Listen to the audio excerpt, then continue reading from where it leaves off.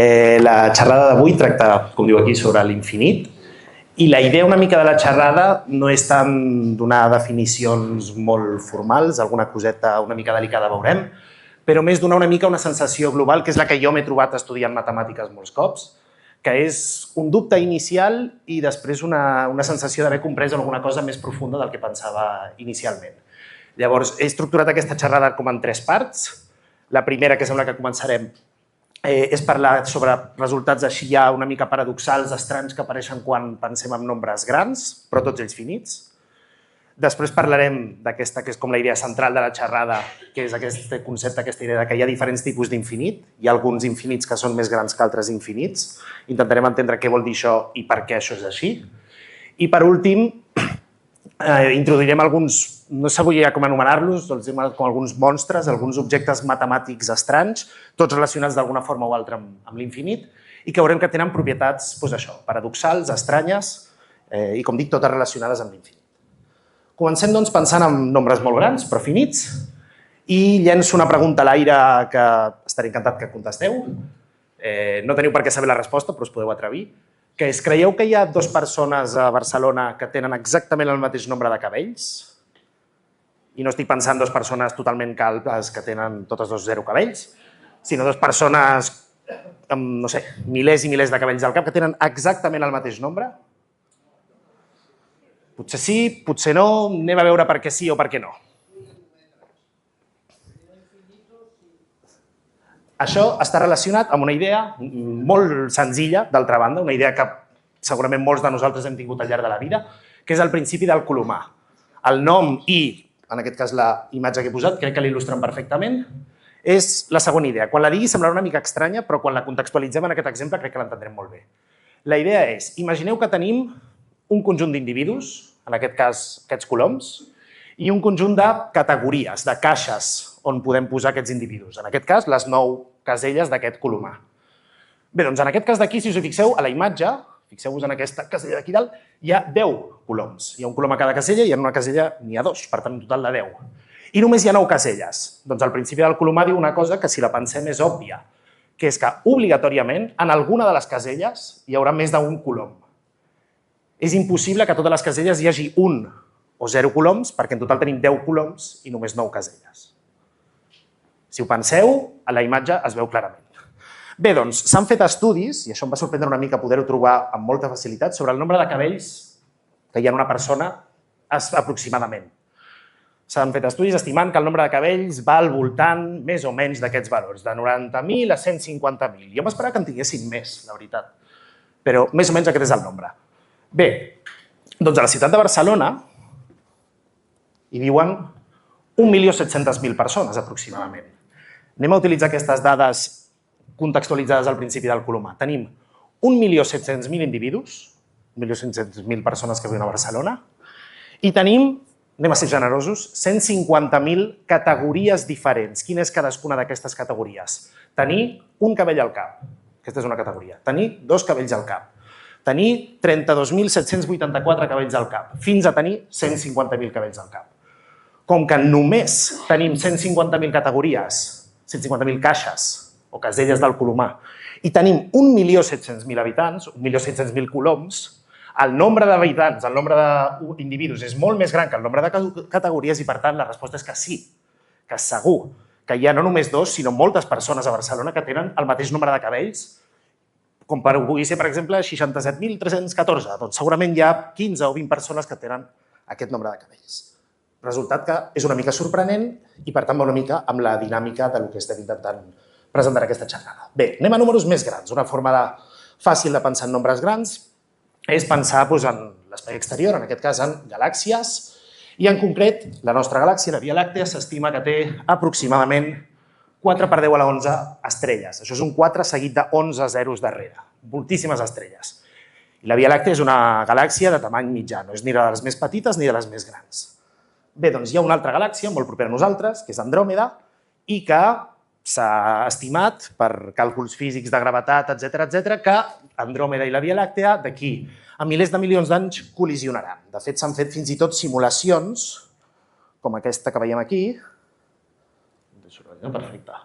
Això és la nostra galàxia I d'aquí una estona veurem Andròmeda, aquí baix estem veient els anys en el futur, fixeu-vos que són bilions amb B, per tant, queda moltíssim perquè això passi, però eventualment les dues galàxies s'acostaran l'una a l'altra i acabaran col·lisionant. Bé, com que la distància entre estrelles en una galàxia és enorme, penseu la distància que hi ha des del Sol fins a l'estrella més propera, és una distància enorme, com aquesta distància és tan gran, tot i ser tan grans les nostres galàxies, tenim milions i milions i milions d'estrelles, i tot i acabar col·lisionant, és altament improbable que dues estrelles col·lisionin entre si.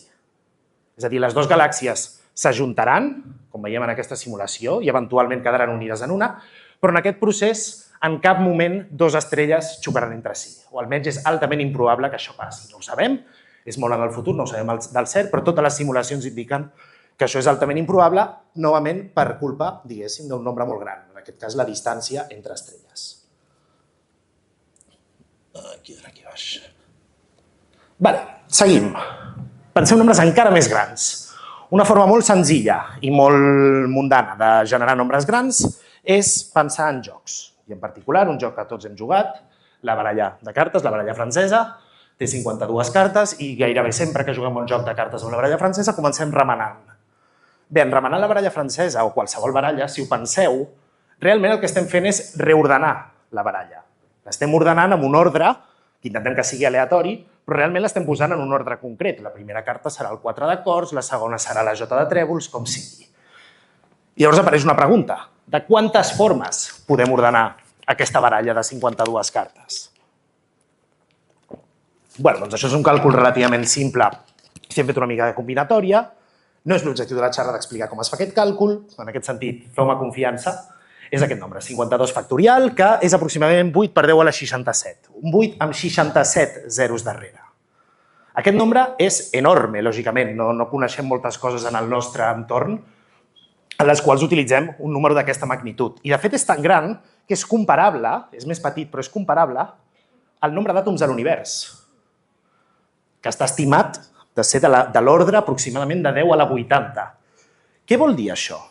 Això vol dir que quan remenem una baralla de cartes, i la remenem ben remenada, i com hem dit, l'ordenem d'una forma concreta, aquest ordre que nosaltres estem generant, el més probable és que mai ningú l'hagi generat anteriorment i mai ningú el torni a generar en un futur. Perquè hi ha tantes possibilitats, estem parlant d'un nombre tan gran, comparable al nombre d'àtoms de l'univers, que és com la cosa més gran que puguem pensar, que cada cop que remenem una baralla, efectivament estem generant una cosa que mai més es tornarà a veure, l'ordre d'aquella baralla. Això pot influir més o menys en la nostra vida, però és una observació curiosa i que en altres jocs és encara més evident. Als escacs, per exemple, el nombre de partides possibles d'escacs no es coneix amb exactitud, però s'estima que és de l'ordre de 10 a la 120. Aquí estem per sobre del nombre d'àtoms de l'univers.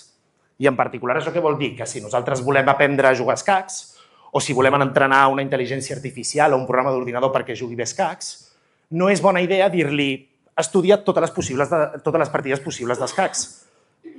No perquè sigui un procés lent o perquè sigui un procés ineficient, que ho és, sinó perquè no hi ha espai físic a l'univers per escriure totes aquestes partides. No hi ha prou paper, no hi ha prou àtoms per fer la tinta, no hi ha prou silici per fer la memòria de l'ordinador, com per guardar totes les partides d'escacs possibles. I en jocs més complexos com el Go o d'altres, aquest nombre és encara més gran.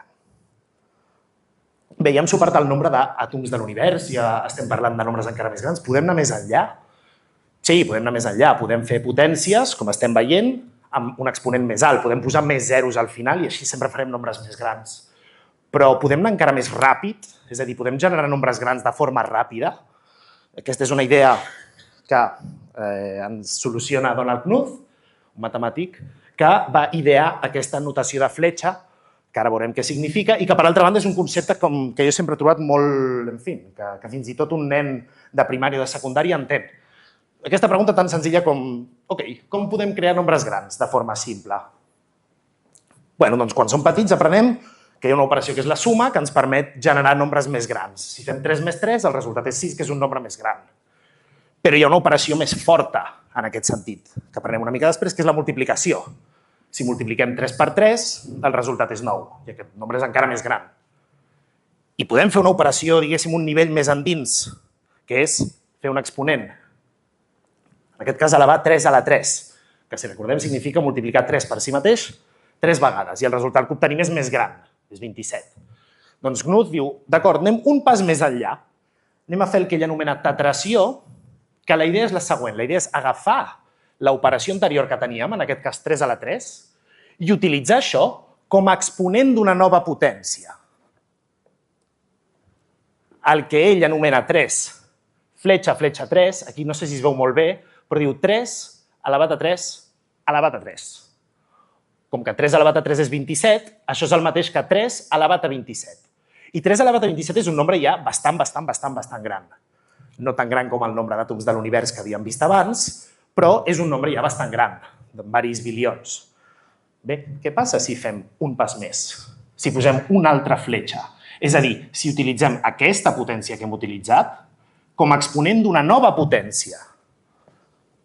Doncs el que ens trobem és això. 3, fletxa, fletxa, fletxa, 3, significa 3 elevat a 3 a la 3 a la 3. És a dir, 3 elevat a aquest nombre.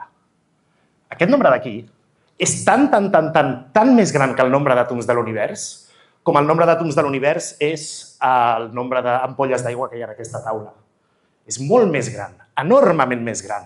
I només hem utilitzat una triple fletxa. Podríem seguir afegint fletxes i rapidíssimament aquí obtindríem nombres, tots ells finits, però enormíssimament grans. Alguns d'ells són útils en alguns camps de les matemàtiques. D'acord. Doncs fins ara hem estat parlant tota l'estona, com dic, de nombres grans, però tots ells finits. Anem a fer el salt definitiu i a passar a veure què passa quan considerem la idea de l'infinit. I una de les formes més clàssiques d'encarar aquesta idea, que no tots els infinits tenen la mateixa mida, és presentar el famosíssim hotel de Hilbert. És aquest hotel que veiem en aquesta imatge. A veure si l'amplio una mica, es veu millor, potser. On, en anglès, diu el gran hotel de Hilbert, diu no tenim habitacions lliures, però podem moure la gent al voltant de l'hotel. I si us hi fixeu en la imatge, és un hotel infinit. És un hotel que s'extén en les dues direccions i és un hotel, diguem-ho ara si bé, que té infinites habitacions, totes elles plenes. Lògicament és un hotel que a la vida real no pot existir. Però anem a imaginar aquesta situació. Un hotel que tingués infinites habitacions, situades, fins i tot per fer-ho simple, en una línia, l'una rere l'altra, i que totes elles estiguessin plenes. Què passa si, com diu aquí, un hotel amb infinites habitacions, totes elles plenes. Què passa si arriba un client al nostre hotel i ens demana si es pot allotjar? Tenim una versió simplificada d'aquesta situació. L'hotel infinit, davant de cada hotel hi ha una persona, arriba un nou client i ens demana si el podem allotjar durant la nit. Podem fer alguna cosa, recordant potser la pista que hem dit abans de que podem moure gent al voltant de l'hotel, com per aconseguir que tothom pugui dormir en una habitació, inclòs aquest nou client? Podem moure a tota la gent una habitació a la dreta, tal com es veu en aquesta imatge. Agafem el client de l'habitació 1 i el movem a l'habitació 2. El client de l'habitació 2 el movem a l'habitació 3. El client de l'habitació 3 el movem a l'habitació 4. Si l'hotel fos finit, en algun moment hi hauria un client que el deixaríem fora de l'hotel. Però com que l'hotel és infinit, en aquest hotel idealitzat matemàticament, podem allotjar a tots els clients. Digue'm. Exactament. O el que és el mateix, que infinit més 1 és el mateix que infinit. Si nosaltres tenim infinit, podem sumar-li 1, vulgui dir el que vulgui dir sumar-li 1 a infinit, i obtenir exactament el mateix. Fixeu-vos que perquè això funcioni, a cada client que estava originalment a l'hotel li hem de deixar clar a quina habitació anirà. No podem agafar un client i dir-li, tu, tranquil, ja et trobaré una habitació. No, no, no, cada client vol saber exactament a quina habitació anirà. En aquest cas és molt fàcil, li diem suma 1 al número de la teva habitació i tindràs el número de la teva nova habitació. Estaves a l'habitació 4, li sumes 1. 4 més 1, 5. Doncs aniràs a l'habitació 5. Molt bé, doncs podem acollir un nou client a l'hotel de Hilbert. Cosa estranya que podem fer amb l'infinit. I 1.000 clients? Què passa si venen 1.000 clients? Podem acollir-los?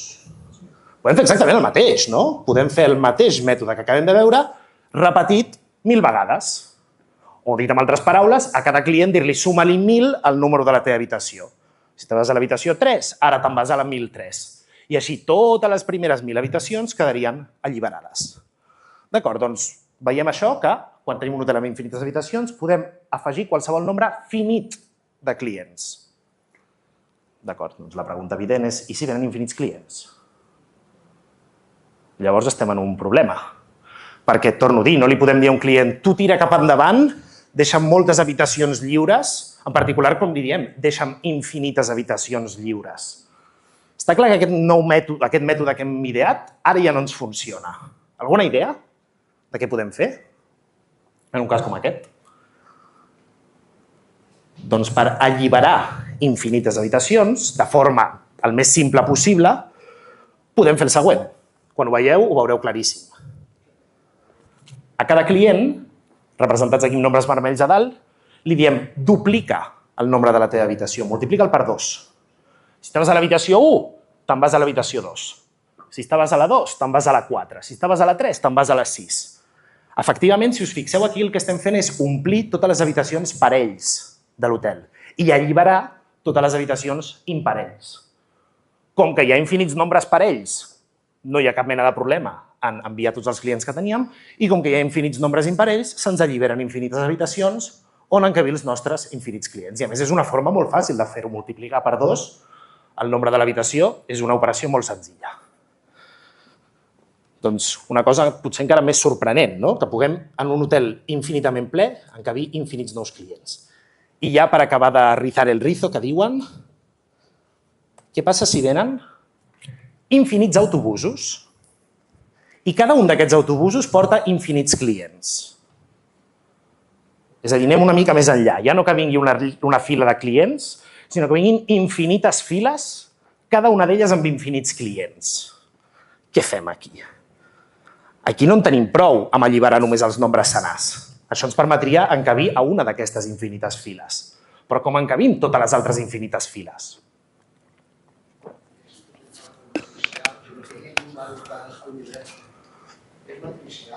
Va una mica per aquí. El que podem fer és, en una matriu, com diuen per aquí, en una taula, podem generar una taula com aquesta i utilitzar les potències dels nombres primers. Comencem amb els clients que estaven originalment a l'hotel i que, com hem dit, els hem de dir clarament a quina habitació aniran. Els diem, mira, l'operació que has de fer ara no és sumar-li 1.000 ni multiplicar per 2, has de fer una potència.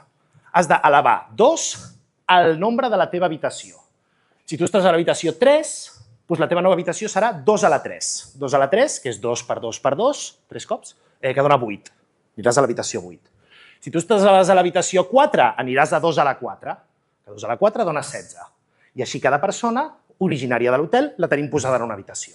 Perfecte. Ara què fem? Amb la gent del primer bus els enviem a les potències no de 2, sinó de 3. La gràcia és que tant 2 com 3, com 5, com 7, com 11, com tots els nombres que utilitzarem són nombres primers.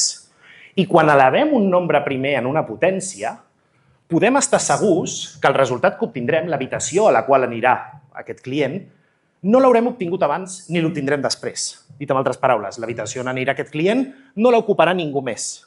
No l'ocuparà ni cap client d'un bus anterior ni cap client d'un bus posterior.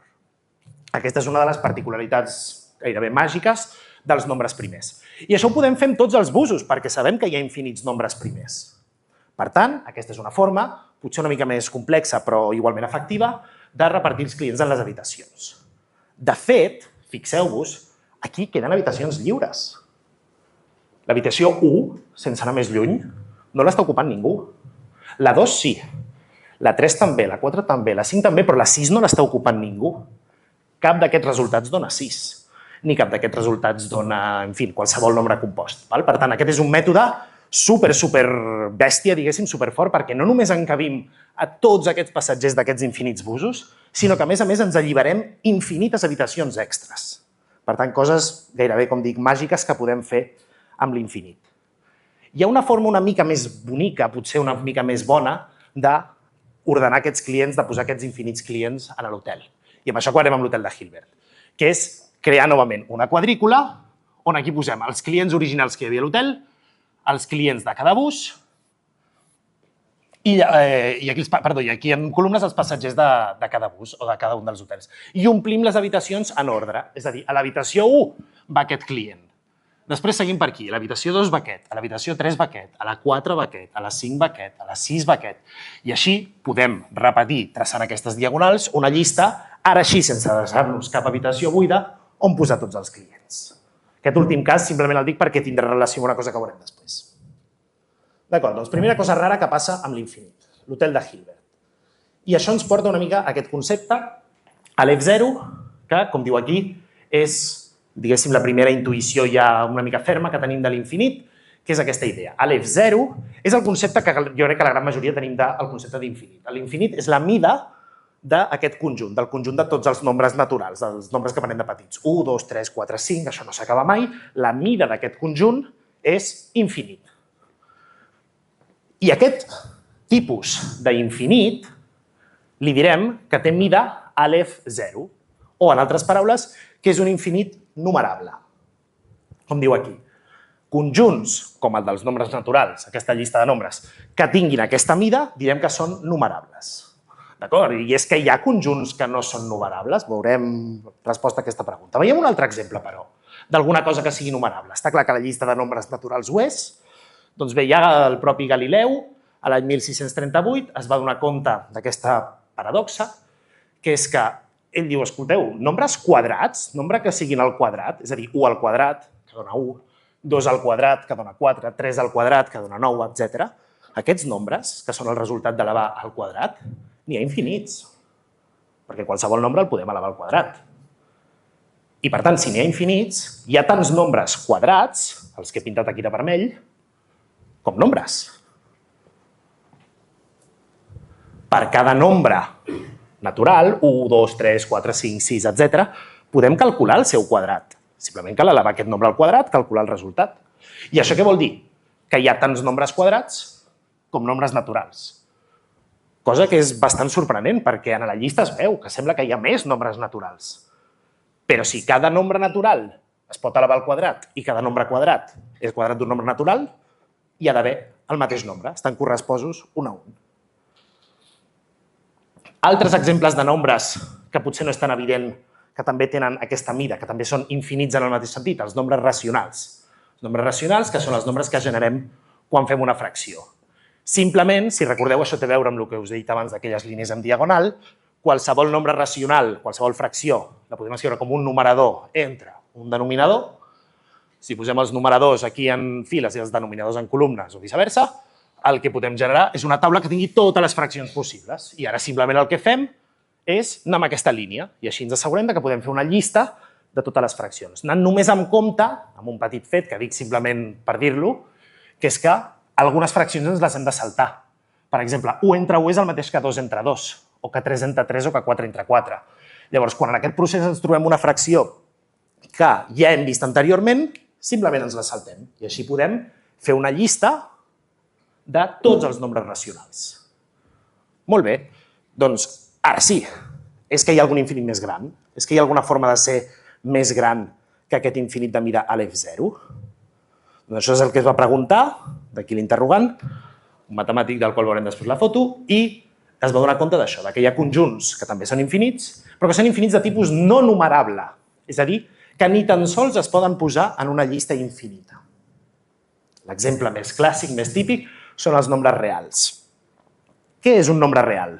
Els nombres reals són els nombres que existeixen, diguéssim, en les coses que veiem en el nostre univers, tant els naturals, que acabem de veure, com els negatius, com també aquells que tinguin una part decimal que pot ser de qualsevol tipus. Per exemple, un nombre real és el nombre pi, que és 3,1415, etc. Aquest és un nombre real. Té infinits decimals. No s'acaben mai, no es repeteixen mai, però és un nombre real i apareix en la nostra vida constantment. Aquí tenim un cercle, tindríem el nombre pi. D'acord. Anem a intentar fer una llista amb tots els nombres reals i veure si podem o si no podem. I per fer-ho més simple, anem a agafar només els nombres reals entre 0 i 1.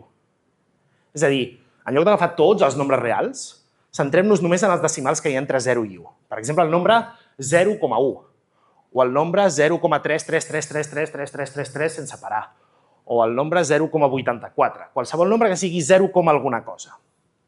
I anem a intentar fer una llista. Quin hauria de ser el primer nombre d'aquesta llista? Podríem començar amb el 0 i després del 0 quin vindria? Clar, si ho penseu, tenim un problema, perquè algú dirà, bueno, després del 0, doncs el 0,1. Però entre el 0 i el 0,1 hi ha números. Hi ha el 0,01, per exemple. Però és que el 0,01 també li podem posar un altre 0 entremig, i que sigui el 0,001. I això ho podem repetir sense parar.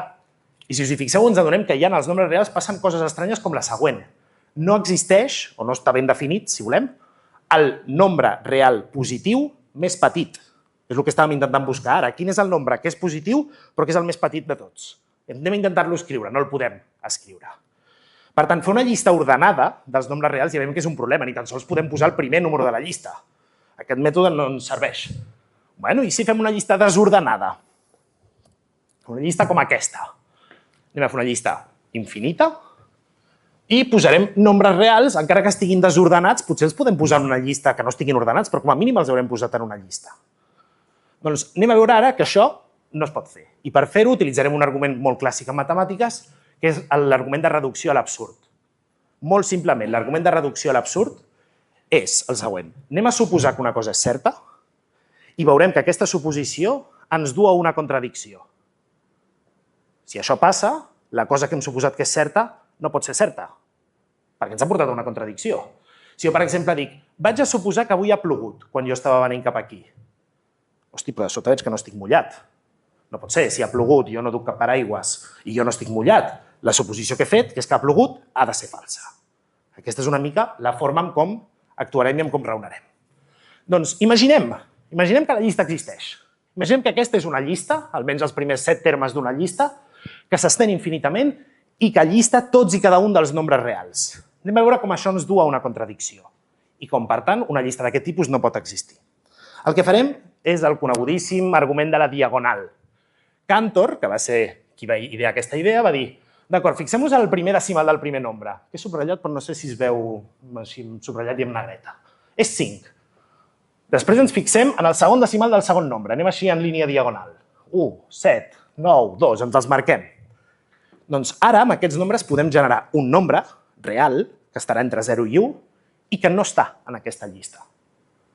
Que recordeu, hem suposat que era una llista que tenia tots els nombres reals. Anem a veure que hi ha un, i de fet veurem que hi ha infinits, però anem a veure que hi ha un nombre que no hi és en aquesta llista. És aquest nombre. Aquest nombre com l'he creat jo? Me l'he imaginat? Me l'he inventat? No, simplement he sumat 1 a cada un dels termes de la diagonal. El primer decimal era 5, jo li he posat un 6. Aquest segon decimal era 1, jo li he posat un 2. Aquest tercer decimal era 7, jo li he posat un 3. I així puc construir aquest nombre. Pregunta, aquest nombre és el primer de la llista? Doncs clarament no, perquè la primera xifra decimal és diferent. Clarament no pot ser el primer comença amb 0,5 i aquest és 0,6. Clarament no és el primer de la llista. És el segon de la llista? Tampoc, perquè aquest tenia un 1 a la segona posició i aquí tinc un 2. És el tercer de la llista? Tampoc, perquè aquí hi havia un 7 i jo li he posat un 8. Podem seguir aquest argument sense parar i ens adonarem que aquest nombre, que clarament, torno a dir, és un nombre real, entre 0 i 1 i per tant hauria d'haver estat a la llista, no està a la llista. I per tant, els nombres reals, el conjunt de nombres reals, és no numerable, ni tan sols es pot posar en una llista. Aquest és l'alegre senyor Cantor, qui va tenir aquesta idea, i això està relacionat, o ens porta, diguéssim, a una altra idea, que és d'acord. Hem vist que hi ha l'F0, de l'1 a l'infinit, aquesta llista de nombres naturals, aquesta mida, i ara hem vist que hi ha una forma més gran de ser infinita, l'F1. Hi ha alguna cosa entremig? Existeix l'F0,5? Existeix alguna cosa entremig? Doncs aquesta pregunta, coneguda com la hipòtesi del continu, la hipòtesi diu que no hi ha cap cosa entremig, va ser estudiada, en particular presentada per Cantor, estudiada també per Gödel i per von Neumann, entre d'altres, i segueix sent una mica un camp obert de debat. La gran majoria de matemàtics assumeixen que aquesta hipòtesi és certa, però no hi ha forma de demostrar si és certa o és falsa. O millor dit, és una d'aquestes preguntes que en matemàtiques es diuen que és indecidible. És a dir, que tant si és certa com si és falsa, podem fer matemàtiques amb ella. La gran majoria de matemàtics considerem que és certa o fem matemàtiques assumint que és certa, però Gödel en particular, aquest de dalt a la dreta, va demostrar ja a mitjans del segle passat que aquesta pregunta no es pot solucionar de la forma habitual en com fem matemàtiques. Bé, i arribats a aquest punt diem, mare meva, Déu meu, aquesta gent, el Gödel i el Cantor i tots aquests del segle XIX, segle XX, quines idees teníem. I com sempre passa en matemàtiques, sí, aquestes idees ja les havien tingut els grecs. En particular, Zenó d'Elea, aquí tenim un bust, o el retrat d'un bust, que era un filòsof grec que proposava el següent. Ell proposava que el moviment no existeix. I com feien els grecs, anava a l'àgora i defensava amb arguments que el moviment no existia. Hi ha qui diu que Diògenes li van dir «Ei, el Zenó diu que el moviment no existeix» i llavors va aixecar i va començar a caminar. Bé, doncs anem a veure quins arguments tenia el Zenó per demostrar que el moviment no existeix. Ell diu, imaginem el següent, imaginem el vol d'una fletxa. Aquí tenim una fletxa que surt d'un arquer fins a una estàtua. I Zenó diu el següent. Zenó diu, ok, la fletxa, en teoria, si el moviment existeix, ha de volar des de l'arc fins a l'estàtua. I per fer aquest recorregut, obligatòriament, haurà de passar pel punt intermig. I tardarà un cert temps en arribar a aquest punt intermig. Tardarà un temps que li podem dir T1. Ok, perfecte.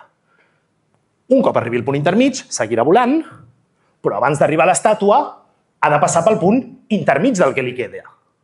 Aquesta posició que és l'intermig d'aquesta segona meitat. I tardarà un cert temps en fer-ho, T2. Però abans d'arribar a l'estàtua ha de tornar a passar pel punt intermig. I tardarà un temps en fer-ho, T3, etc. Sempre podem fer l'intermig d'una distància. I Zenó diu, a veure, com pot ser que un objecte, en aquest cas una fletxa, viatgi per infinits punts, tardi un temps en fer cada un d'aquests desplaçaments i que això ho faci en un temps finit. Com vas a passar per infinits llocs en un temps finit? Això és impossible, per tant el moviment no pot existir. Més famosament, fins i tot, aquesta idea la presenta amb la paradoxa d'Aquil·les i la tortuga, en què diu, fem una cursa entre Aquil·les, l'home grec més veloç de tots, i una tortuga. I per tal que la cursa tingui una mica d'emoció, anem a donar-li avantatge a la tortuga. Anem a deixar que la tortuga surti d'una mica més endavant del que surt Aquil·les. Vinga, doncs comença la cursa, comencen els dos a moure's i Aquil·les tarda un cert temps en arribar a la posició des d'on ha sortit la tortuga. En aquest temps, que tarda en arribar, la tortuga ha pogut avançar una mica. I per tant, de moment, la tortuga va guanyant. Ok. Des d'aquesta situació, Aquil·les segueix avançant i tarda un cert temps en arribar a la nova posició de la tortuga, que era aquí. Però en el temps que tarda en arribar fins aquí, la tortuga ha pogut avançar una mica. I per tant, la tortuga segueix guanyant. I si us hi fixeu, podem seguir, en teoria, aquest argument. Sempre que Aquil·les vulgui arribar fins on està la tortuga, haurà passat un cert temps, similarment a com en la fletxa, cada trosset requereix un temps, i en aquest temps la tortuga s'haurà pogut moure una mica. I aparentment sembla que la tortuga guanyi Aquil·les, cosa que sembla totalment paradoxal. Bé, doncs aquestes idees de Zenó, que van crear bastants dubtes entre filòsofs i matemàtics antics, veurem que estan, relacionades amb aquest concepte. Aquest concepte que en mates són les sèries infinites. Una sèrie infinita és una suma d'infinites coses. Intentem sumar infinits nombres. I el que Zenó no sabia, i avui dia sabem, és aquesta idea clau. Podem sumar infinites coses i obtenir un resultat finit sempre i quan les coses que estem sumant es vagin fent petites a mesura que les sumem. És a dir, que si sumem 1 més 1 més 1 més 1 més 1 més 1 infinits cops, això clarament ens donarà infinit, perquè aquestes quantitats no s'estan fent petites. Però què passa si sumem 1 més 0,1 més 1 mig, més 1 quart, més 1 vuitè? Què passa si les coses que anem sumant cada cop es fan més petites? Potser podem obtenir un resultat finit. Hi ha una cita de Borges en el seu conte La loteria de Babilònia, que diu el següent. Està parlant de com es poden sortejar algunes coses i diu: los ignorantes suponen que infinitos sorteos requieren un tiempo infinito. En realidad, basta que el tiempo sea infinitamente subdivisible. És exactament aquesta idea. Podem fer infinites coses en un temps finit, en particular podem fer infinites sumes i obtenir un resultat finit, sempre i quan les coses que sumem cada cop es facin més petites, cada cop les puguem dividir més petitament. Anem a veure un exemple d'això, un exemple numèric. Anem a fer aquesta suma. És la suma, si us hi fixeu, dels inversos de les potències de 2. És a dir, 1 entre 2 més 1 entre 2 per 2, que és 4, més 1 entre 2 per 2, que és 8, més 1 entre 2 per 2 per 2 per 2, etc, etc, etc. Estem sumant infinites coses, totes elles positives. Això dona un resultat finit? Dona un resultat infinit? Què dona? Doncs aquesta pregunta, que al principi pot semblar bastant difícil d'encarar, amb aquest dibuix l'entendrem molt bé. Fixeu-vos, imagineu-vos el quadrat gran, tot el quadrat sencer. Si el divideixo entre 2, aquí tinc una meitat. I aquí a la dreta em quedarà l'altra meitat. Si aquesta altra meitat la divideixo entre 2, aquí em quedarà un quart. I aquí dalt un altre quart. Si aquest quart de dalt el divideixo entre 2, em quedarà un vuitè. I això ho puc anar seguint i anar fent aquestes parts. Què passa si sumo totes aquestes peces, totes aquestes parts? Fixeu-vos que és precisament la suma que estàvem buscant. Un mig, més un quart, més un vuitè, més un setzè, etc, etc. Quan sumo totes aquestes peces, què acabaré obtenint com a resultat? 1. Acabaré obtenint el quadrat. Per tant, aquesta suma és una suma d'infinits nombres, d'infinits termes, i el resultat és finit. I no només és finit, el resultat és 1. Per tant, podem tenir sumes infinites que donin un resultat finit. Aquí veiem gràficament aquesta idea de Borges. Sumar infinites coses es pot fer si les coses es van fent infinitament subdivisibles. A vegades, però, passen coses rares quan sumem infinites coses. En particular, a vegades hi ha sumes infinites que sembla que hagin de donar un resultat i que de sobte en donen un altre. O que de sobte sembla que hagin de donar un resultat finit i donen un resultat infinit. Quan es dona això? Veiem un exemple molt clàssic, la sèrie de Grandí. Una sèrie, com hem dit, és una suma d'infinits nombres i anem a fer aquesta suma, on, si us hi fixeu, intercalem uns i menys uns. Què passa si fem 1, menys 1, més 1, menys 1, més 1, menys 1, infinits cops? Què acabarem obtenint com a resultat? Doncs, si ho penseu una mica, podem dir, bueno, doncs mira, anem a posar-ho així boniquet. Primer faré aquest 1 menys 1, que em donarà 0. Després faig aquest 1 menys 1, i que també em dona 0. Després aquest 1 menys 1, que també em dona 0, etc, etc, etc. Tot el resultat estic sumant zeros, i si sumo 0 més 0 més 0 més 0 més 0, el resultat final, lògicament, és 0. Per tant, el resultat d'aquesta suma infinita ha de ser 0. Això és tot el sentit del món. Però i si fem això? I si fem aquest altre agrupament? És a dir, el primer 1 ens el guardem, no li fem res.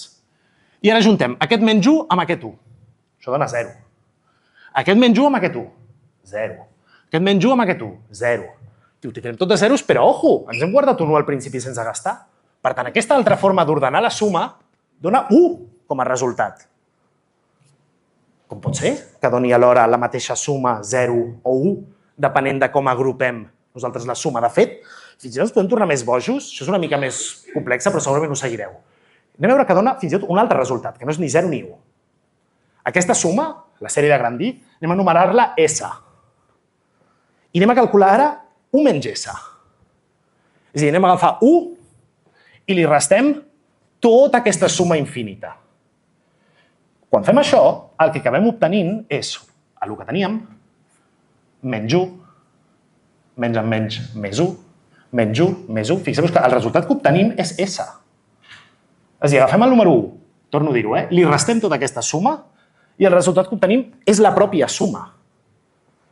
Això, algebraicament es pot escriure així, 1 menys S és igual a S, i d'aquí podem simplement aïllar la S per veure que S val 1 mig.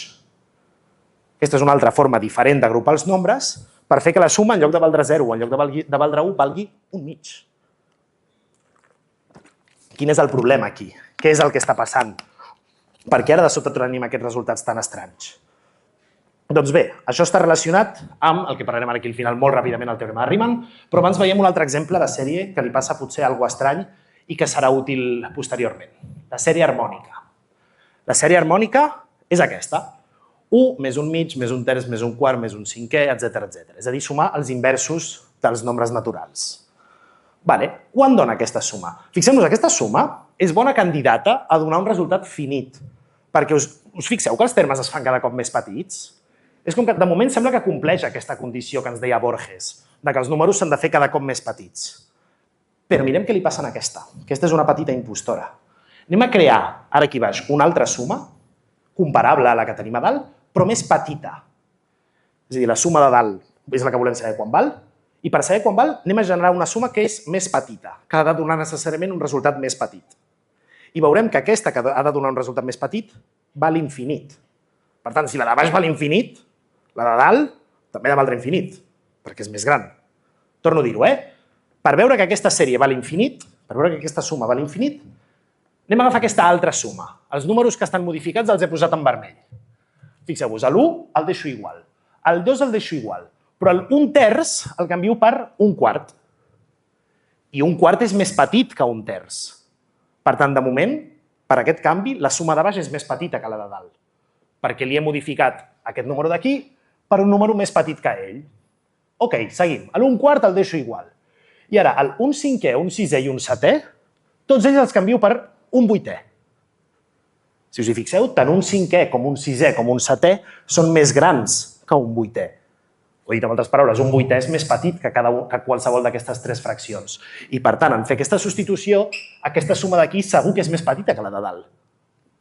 Podem seguir aquest argument i canviant tots els números des d'un 9è fins a un 15è per un 16è. I ara veureu per què estem fent aquests canvis, que ara poden semblar una mica aleatoris. Per què ara un quart, ara un 8è, ara un 16è? El que estem intentant és fer el següent. Fixeu-vos. A l'1 i a l'1 mig no els hi fem res, de moment, els deixem aquí. I ara fixeu-vos, en fer això i he aconseguit un quart més un quart. I un quart més un quart són 2 quarts. O el que és el mateix, 2 quarts, és el mateix que un mig. Amb els vuitens, quants vuitens m'han aparegut? 1, 2, 3 i 4. Tinc 4 vuitens. 4 vuitens li passa exactament el mateix, és una meitat.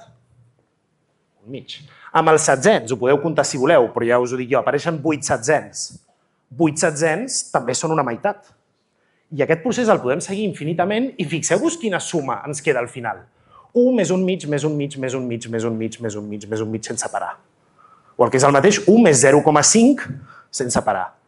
Això, si ho penseu, arriba a l'infinit. 1 més un mig és 1 i mig, més un mig, 2, més un mig, 2 i mig, més un mig, 3. I això no para mai. I recordeu, aquest és el resultat d'aquesta suma, que, com hem dit, és més petita que aquesta, que és la que volíem saber des del principi. Si aquesta suma, que és petita, val infinit, la que és més gran que ella, quan ha de valdre també? Infinit, necessàriament.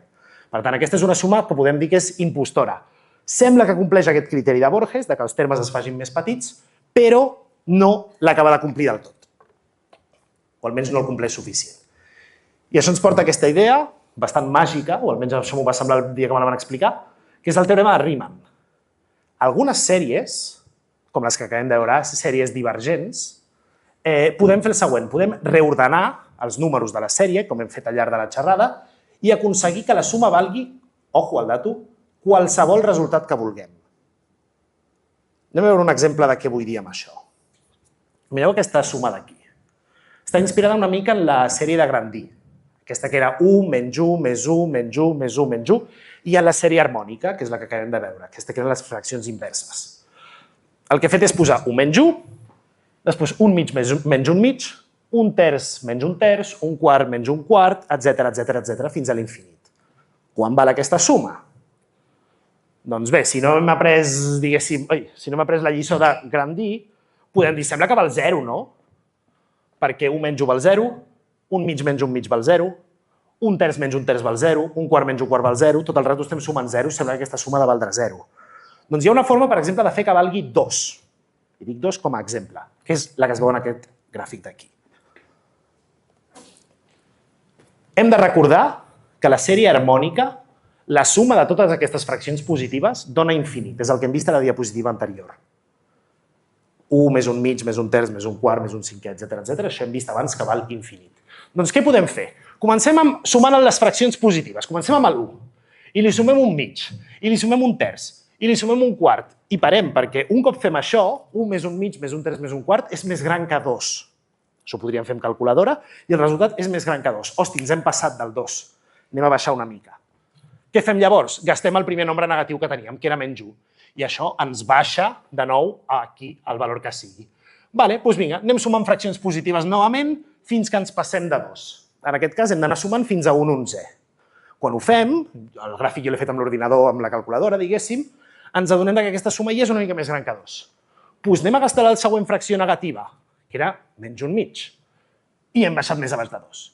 I aquest procés el podem seguir infinitament.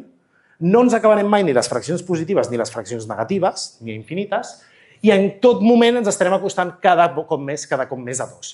I és una forma de veure que aquesta suma pot valdre 2. O podríem fer que valgués 3. Hauríem de sumar més positius després, però eventualment arribaríem a 3 i llavors baixaríem. Hòstia, hem baixat, hem de tornar a pujar. Gastaríem més fraccions positives i baixaríem. I seguiríem el mateix i podríem veure que val 3 o que val qualsevol quantitat que vulguem. Per tant, resultats molt sorprenents, molt estranys, que apareixen quan fem coses infinites, en aquest cas quan sumem infinites coses. Ok, arribats a aquest punt anem a desgreixar el caldo, anem a veure una mica coses una mica més suaus, potser, molt sorprenents totes, i anem a parlar d'aquests monstres. Per monstres em refereixo a això, que aquestes propietats tan particulars que estem veient de l'infinit permeten generar objectes matemàtics que tenen propietats també sorprenents. Algunes d'elles són, per exemple, les supertasques. Què és una supertasca? Una supertasca, aquí està la definició, diguéssim, ben dita, és una seqüència infinita i numerable, o comptable, d'operacions que es duen a terme en un interval finit de temps. Què nassos vol dir això? És la fletxa de Zenó. La fletxa de Zenó el que fa és fer una seqüència infinita de passos en un temps finit. D'acord? Anem a veure altres supertasques. Com dic, la fletxa de Zenó podríem entendre-la com una supertasca. Anem a veure la làmpada de Thomson. Què és la làmpada de Thomson? És el següent concepte, la següent idea. A veure si ho entenem. Queden 2 minuts per mitjanit. I la pregunta que ens farem és la llum que tenim aquí, i que jo puc obrir i tancar amb un interruptor, quan toquin mitjanit, quan arribi mitjanit en punt, estarà oberta o tancada? Ok? Doncs, en fi, per què ens fem aquesta pregunta? Bé, doncs perquè el procés que seguirem és el següent. Quan quedin 2 minuts, 120 segons, encendrem la llum.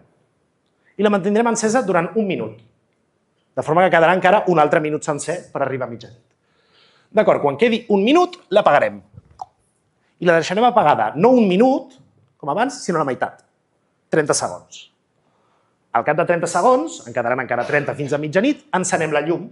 I la deixem encesa no 30 segons, sinó la meitat, 15. I al cap de 15 segons apaguem la llum i anem repetint aquest procés cada cop acortint més els temps, dividint més els temps en els quals encenem i apaguem la llum. Clar, la pregunta és, just a mitjanit la llum estarà encesa o apagada? Si us hi fixeu, és una pregunta que realment està mal formulada, no té resposta. No podem pensar en l'últim pas que farem, de la mateixa forma que no podem pensar en l'últim número de l'1 a l'infinit. Un exemple, com dic, de supertasca. Un altre exemple de supertasca, potser més sorprenent i tot. Jo aquesta no la coneixia abans de fer la xerrada i em va sorprendre molt. La paradoxa de Ross i Littlewood.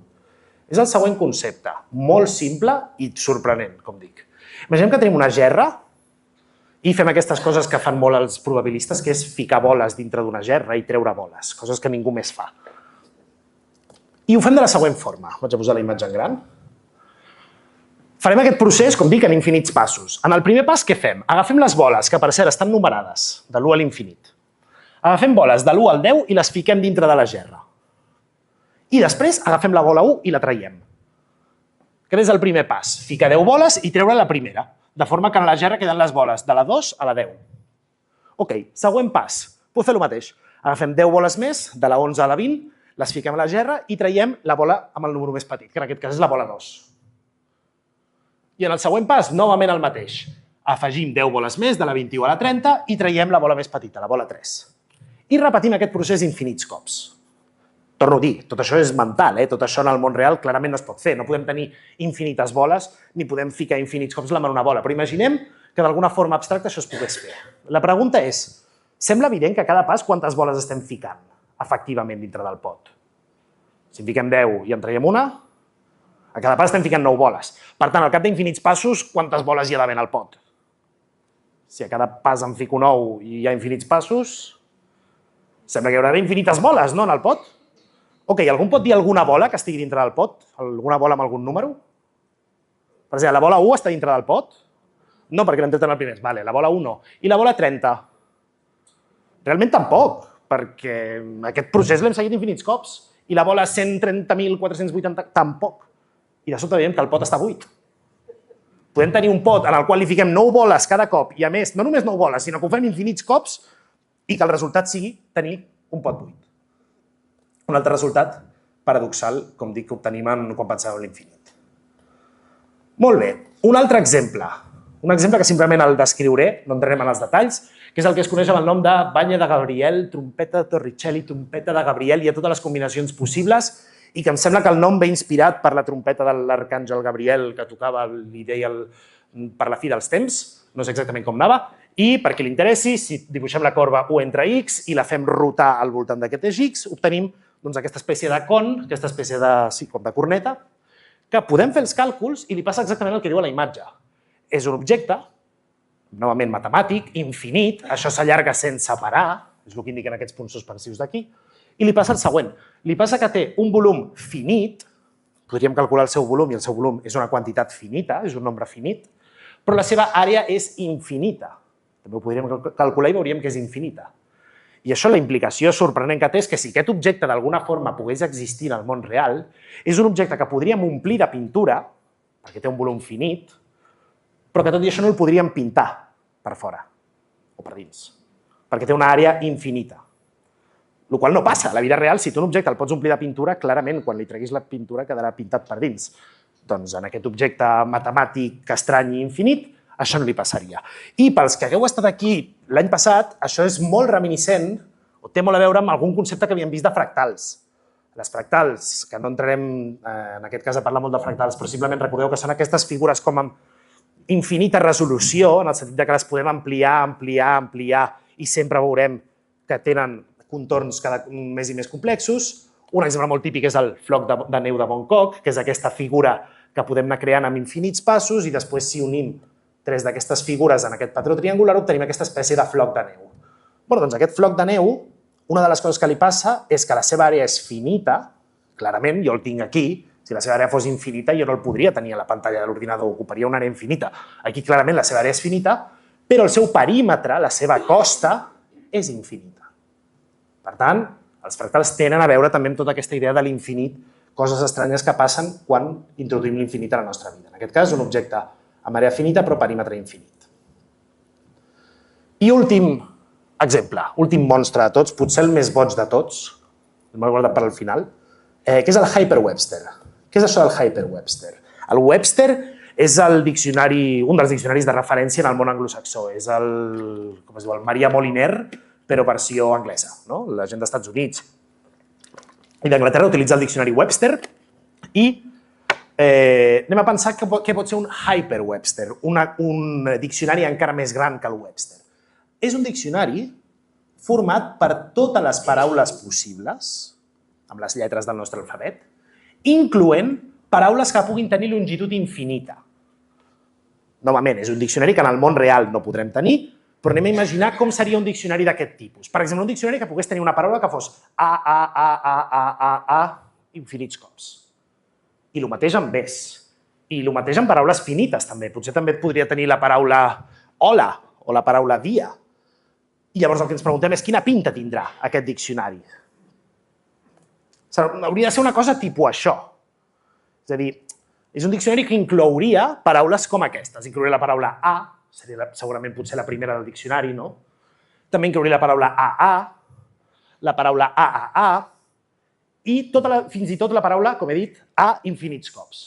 Ok, però també tindria altres paraules. Tindria la paraula AB, per exemple, que presumiblement aniria després de la paraula A en el diccionari.